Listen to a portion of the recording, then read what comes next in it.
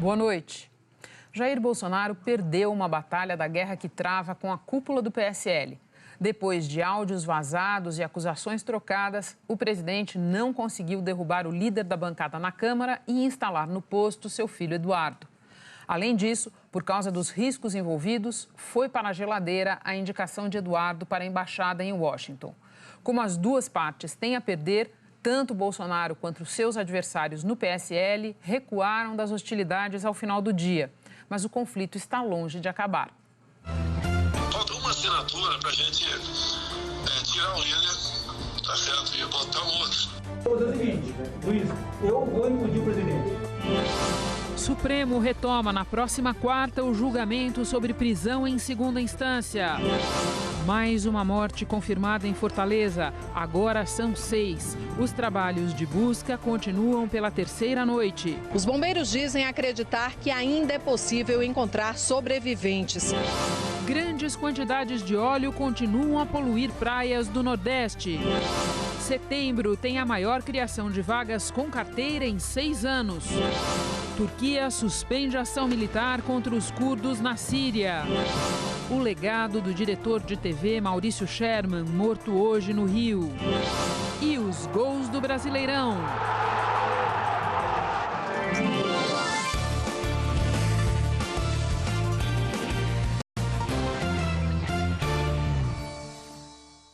Nós começamos esta edição falando do enfrentamento Jair Bolsonaro versus PSL, que teve de tudo desde o Jornal da Globo de ontem. Guerra de áudios, com destaque para a gravação em que o líder da bancada na Câmara, o delegado Valdir, diz ter material para implodir o presidente. Depois ele disse que não tem. A tentativa frustrada da família Bolsonaro de derrubar o delegado Valdir do posto dele, da liderança do partido na Câmara. E o troco do presidente derrubando a líder do governo no Congresso, que apoiou o delegado Valdir. Bom, depois de tudo isso, hora de conferir se a Giovana Teles escapou ilesa desse tiroteio. Giovana, boa noite. Tudo bem com você?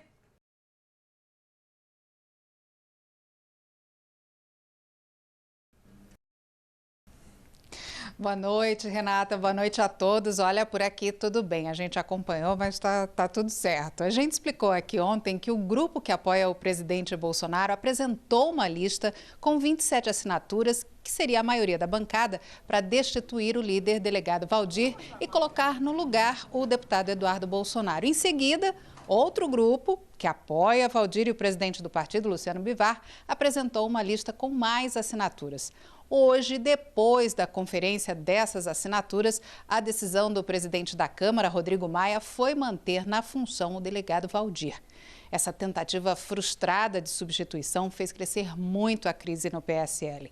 Hoje, as revistas Cruzoé e Época publicaram um diálogo gravado entre Bolsonaro e um deputado do PSL. A voz do deputado não aparece em nenhum momento, o que mostra que o material foi editado. Vamos ouvir a gravação e as críticas que o presidente Jair Bolsonaro fez. Olha só, nós estamos com 26, falta uma assinatura para a gente tirar o líder, tá certo? E botar o outro. E a gente acerta, e entrando o outro agora, em dezembro tem eleições para o futuro líder a partir do ano que vem. A maneira como está, que poder tem na mão atualmente o presidente, o líder aí? É o poder de indicar pessoas, de arranjar cargo no partido, é promessa para fundo eleitoral por ocasião das eleições, é isso que os caras têm. Mas você sabe que o humor desses caras muda de uma hora para outra, muda. Numa boa, porque é uma medida legal, questão de lista, tá? Eu nunca fui favorável à lista, deixa bem claro.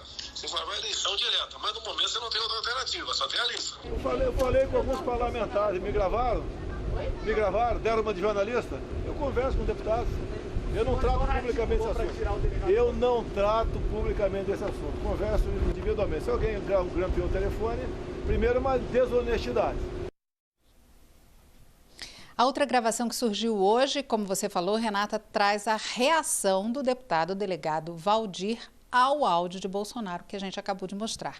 Valdir atacou duramente o presidente, deu a entender que poderia revelar algo sobre Bolsonaro com potencial de grandes estragos. Esse áudio foi gravado pelo deputado também do PSL, Daniel Silveira, que estava numa reunião junto com o delegado Valdir ontem. Mas hoje, depois que foi confirmada a permanência de Valdir na liderança, o líder tentou amenizar a situação. Vamos ouvir os dois momentos. Eu vou dizer o seguinte, Luiz, eu vou impedir o presidente. Aí eu mostro a gravação dele. Eu tenho a gravação. Não tem conversa. Não tem conversa. Eu implodo o presidente. É uma fala num momento de emoção, né? É um momento de sentimento, né? De ingratidão. Mas ele é o presidente da República, né? Giovana, agora o grupo que apoia o presidente, que quer colocar Eduardo Bolsonaro na liderança da bancada, ainda não desistiu, diz que vai preparar uma nova lista.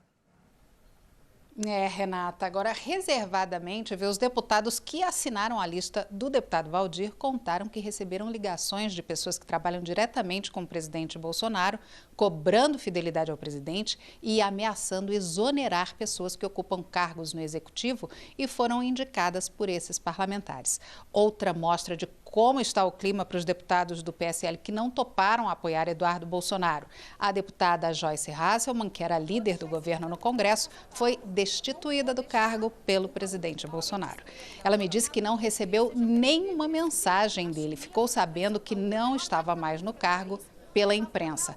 Falou que esse é o modelo Bolsonaro. Para o lugar dela foi indicado o senador Eduardo Gomes, do MDB. Ele já era vice-líder do governo no Congresso e votou a favor de pautas importantes para o Palácio do Planalto, como a reforma da Previdência.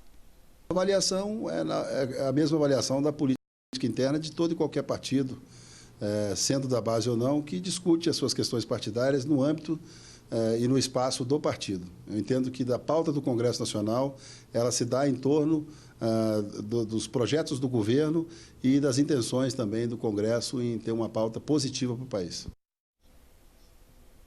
Renato, presidente do PSL, Luciano Bivar, começou hoje a receber os aliados. Ele tentou evitar a imprensa, mas a gente descobriu que ele estava reunindo os deputados num restaurante aqui em Brasília.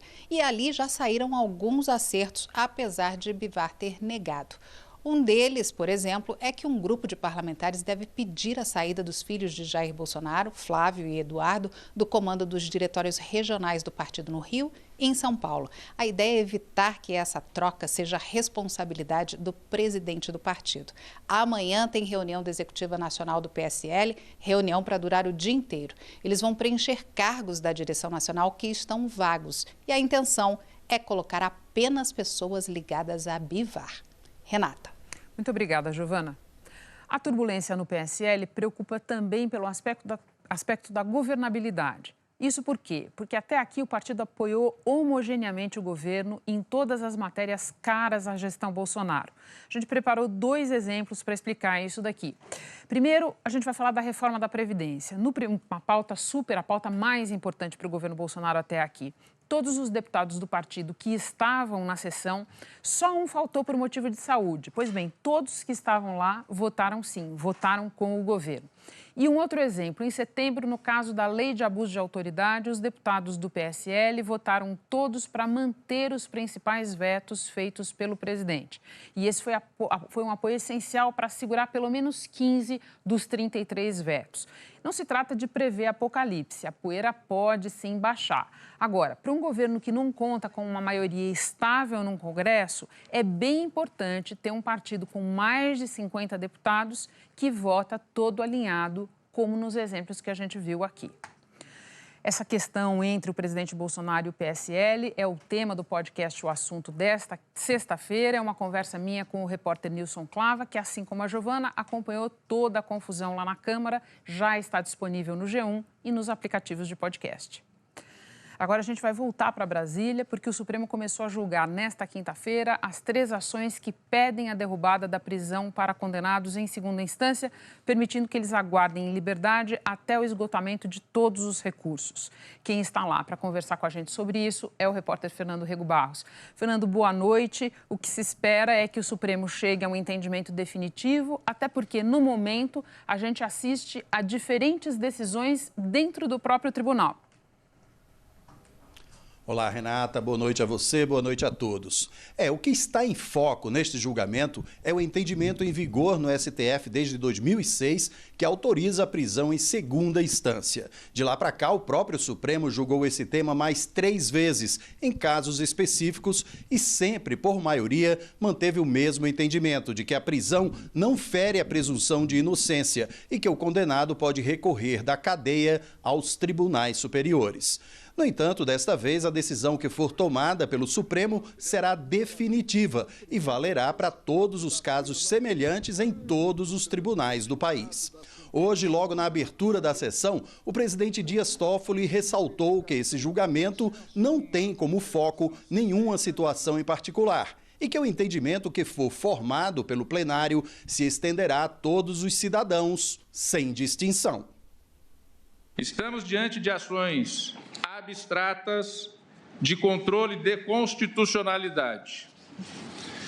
O objetivo é, dada a provocação que vem, porque o judiciário não age de motu próprio, não age de ofício, através de legitimados para a ação, dar o alcance efetivo e a interpretação a um dos direitos e garantias individuais previstos em nossa Constituição Federal. Na sequência, o ministro Marco Aurélio Mello fez a leitura do relatório, resumindo os argumentos dos autores das 3 ações, a OAB e os partidos PCdoB e Patriota. O ministro também enumerou os argumentos da Advocacia Geral da União e da Procuradoria-Geral da República, que são favoráveis à prisão após a segunda instância. Sobre a PGR, Marco Aurélio ressaltou. Destaca a inconstitucionalidade parcial do artigo 283 do Código de Processo Penal, no que vedada a execução provisória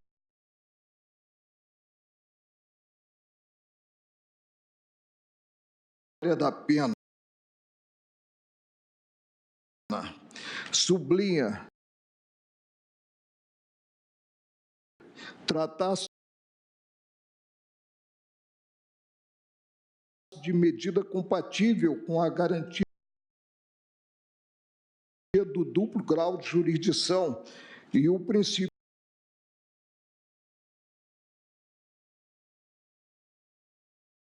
da não culpabilidade, revelando-se harmônica com o inciso 5º, 57 da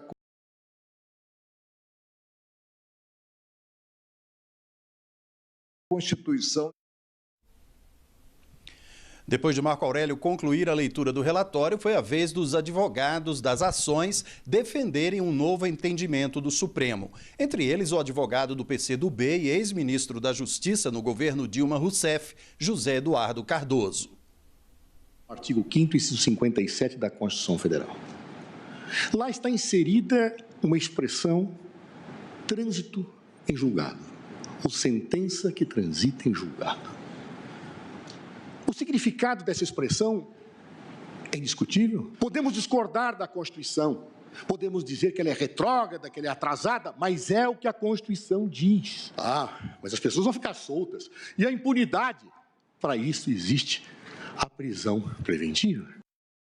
Fernando, e o presidente Bolsonaro acabou envolvido nessa discussão em curso no Supremo por meio de um tweet dele, quer dizer, do filho Carlos, é isso? Exato, Renata. Na manhã de hoje surgiu numa rede social do presidente uma postagem sobre o assunto, que mais tarde foi apagada e o filho do presidente Carlos Bolsonaro disse que, na verdade, era ele o autor do texto. Vamos ver como foi. Na postagem, Jair Bolsonaro dizia: aos que questionam, sempre deixamos claro nossa posição favorável em relação à prisão em segunda instância. Proposta de emenda à Constituição que encontra-se no Congresso Nacional sob a relatoria da deputada federal Caroline Detone, do PSL. No início da tarde, o vereador Carlos Bolsonaro, um dos filhos do presidente, esclareceu numa rede social: eu escrevi o tweet sobre a segunda instância sem autorização do presidente. Me desculpem a todos. A intenção jamais foi atacar ninguém, apenas expor o que acontece na Casa Legislativa.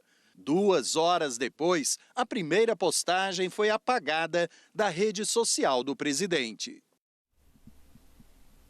O Supremo vai retomar o julgamento sobre a segunda instância na próxima quarta-feira. Renata?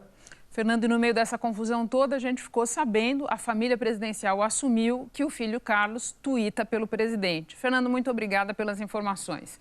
O Ministério Público Federal, em Brasília, pediu a absolvição dos ex-presidentes Lula e Dilma Rousseff, dos ex-ministros Antônio Palocci e Guido Mantega, além do ex-tesoureiro do PT, João Vacari Neto, na ação conhecida como Quadrilhão do PT.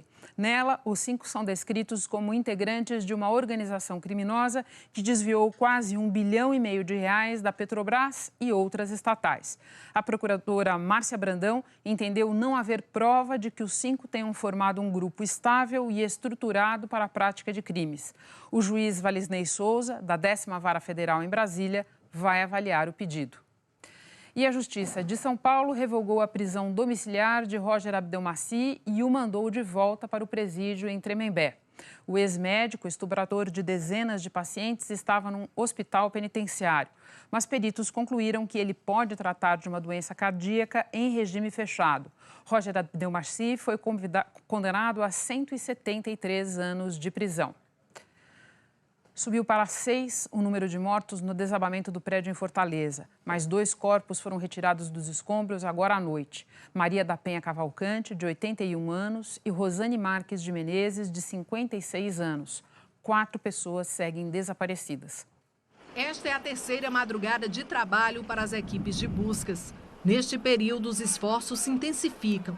Com mais silêncio, os bombeiros tentam escutar qualquer som que ajude a localizar sobreviventes. Um drone com câmera térmica está ajudando os bombeiros. Os pontos quentes que a gente chama, eles estão divididos basicamente em 3 áreas. A gente tem uma área onde seria o apartamento, onde foi o apartamento 501. A gente tem uma outra área no apartamento 302 e a gente tem uma outra área, o que seria no térreo, na saída traseira do prédio. O G1 teve acesso às declarações dadas à polícia pelo dono da empresa Alfa Engenharia, contratada para fazer a obra de recuperação dos pilares. José Anderson Gonzaga dos Santos disse que foi contratado há aproximadamente 2 meses, que na última terça-feira foi ao prédio com funcionários e um engenheiro para começar a obra, mas que 20 minutos depois de avisar a síndica que havia tirado o documento que autorizava o serviço, ocorreu desmoronamento. Os moradores dão outra versão. Dizem que a obra já tinha iniciado no dia anterior. Eu ainda reclamei daquele serviço. O cara descascou todas as colunas, 5 colunas. Quando ele foi mexer no pilar principal, deu um papoco e os ferros estouraram tudo e o prédio desceu. 3 criminosos morreram e 5 pessoas ficaram feridas num assalto a um carro forte no aeroporto de Viracopos, em Campinas. Segundo a polícia, todo o dinheiro foi recuperado. A ação em Viracopos teve a participação de pelo menos 20 bandidos, segundo a polícia. Os criminosos entraram usando carros clonados, com adesivos, como se fossem da aeronáutica. O alvo era um container com malotes de dinheiro que seriam enviados para o Reino Unido. O avião já estava posicionado quando o tiroteio começou. 3 vigilantes foram baleados. Os tiros foram no terminal de cargas, mas interromperam por 20 minutos os pousos e decolagens no aeroporto. Nunca tinha visto, a cena foi impressionante, foi tenso, assustador. Os bandidos fugiram e atearam fogo em 3 caminhões que bloquearam a rodovia Santos Dumont, que liga o aeroporto a Campinas.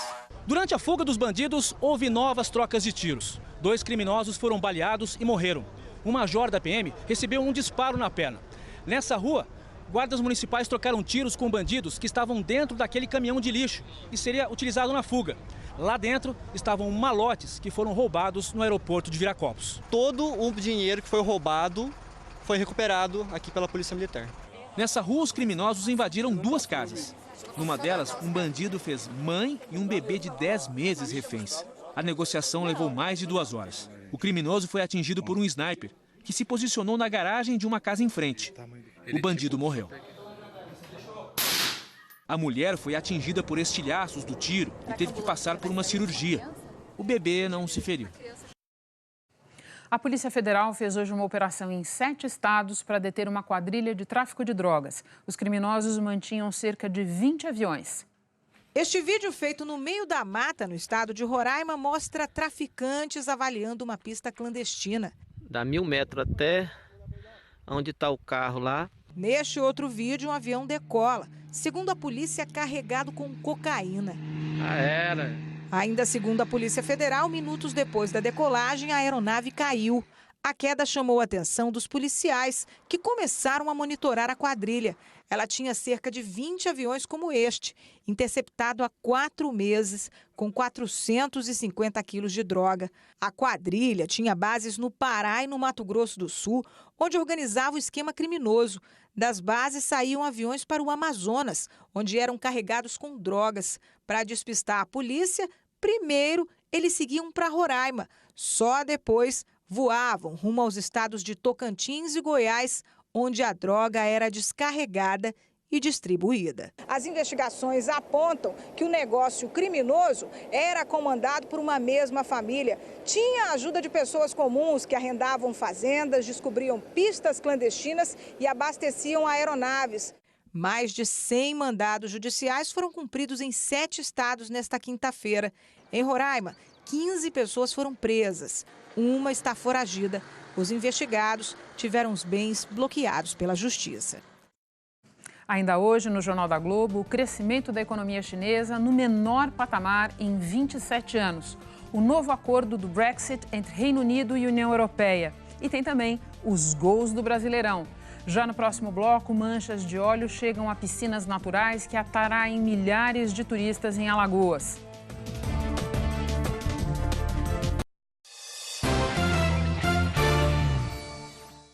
A Marinha encontrou no mar do Rio Grande do Norte um tambor com óleo igual ao que apareceu aberto numa praia em Sergipe em setembro. O tambor foi encontrado por militares boiando a 7 quilômetros da costa da praia de Tabatinga, no litoral sul do estado. O recipiente de 200 litros estava fechado e a nota da Marinha diz que não havia vazamento. Uma amostra do material foi coletada e enviada para análise em laboratório. Em Alagoas, o óleo chegou à praia de Maragogi, onde as piscinas naturais atraem milhares de pessoas. À tarde, uma equipe especializada em contenção de emergência começou a preparar as boias para fazer uma barreira neste rio, onde vivem 15 peixes-bois. O óleo se adere à pele, peixe-boi pode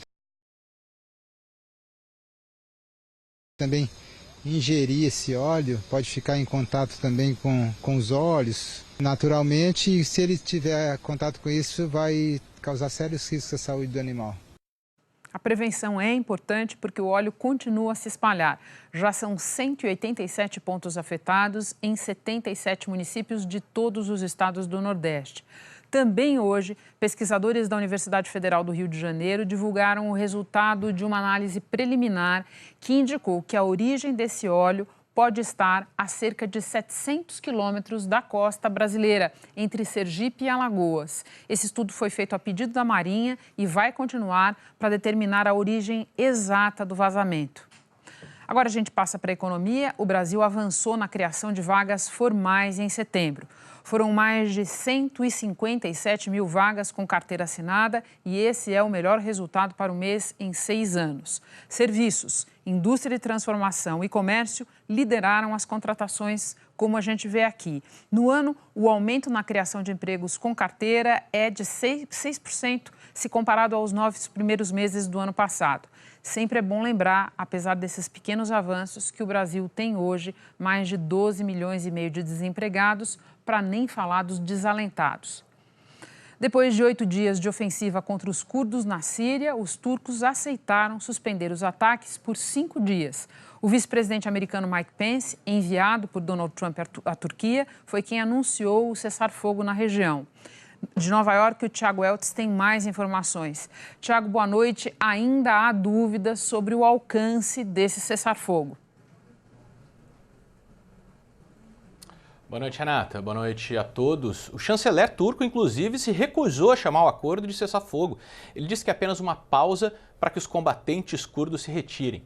Mike Pence fez o anúncio depois de uma reunião com o presidente turco Tayyip Erdogan. As forças curdas teriam 5 dias para sair da zona de segurança que a Turquia quer estabelecer no norte da Síria. Mas até agora não está claro se os curdos vão topar. O comandante das tropas curdas disse que o acordo se restringe a áreas em 2 cidades da fronteira e que não abrange todos os objetivos turcos. Falta ainda o posicionamento da Síria e da Rússia, que são os outros envolvidos no conflito e que ainda não se pronunciaram. Apesar de todas as dúvidas, Donald Trump considerou o acordo uma grande vitória e disse que Erdogan fez a coisa certa, Renata. Muito obrigada, Thiago. Daqui a pouco tem os gols do Brasileirão e, a seguir, crescimento da China desacelera para o menor ritmo em 27 anos.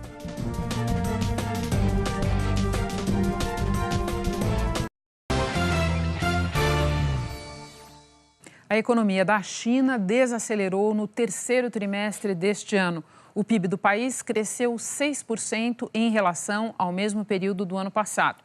Em qualquer outro lugar do mundo isso é espetacular, mas na China é o ritmo mais lento desde 1992.